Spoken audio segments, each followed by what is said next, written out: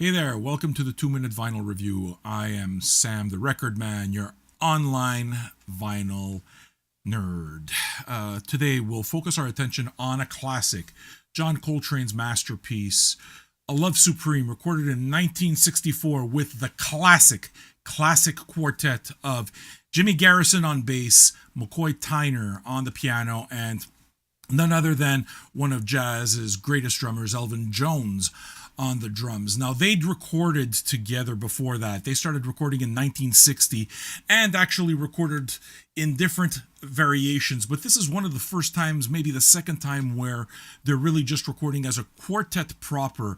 And it's really the middle of their career in terms of the impulse years. So it's an interesting point. A lot of people will call it, their masterpiece, which of course it is. It's a jazz masterpiece. But, for those who are looking, who are new to jazz, for example, maybe it's not the record that I would recommend to them because it does tend to go a little bit crazier. Not as crazy as it gets after that. And that's what I mean by kind of the stop point. The record was conceived as a prayer to God. Coltrane's trying to talk to God through his horn. Now, you don't need to be religious in order to understand that he's trying to reach something. And he does it. He really does. And you'll notice that during the impulse years, right after that, it just gets significantly crazier.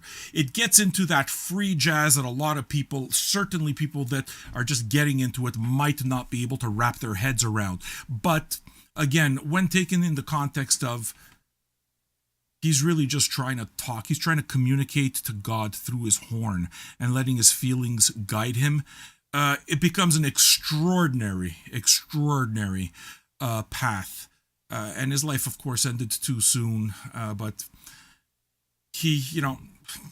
spiritual jazz doesn't happen without him.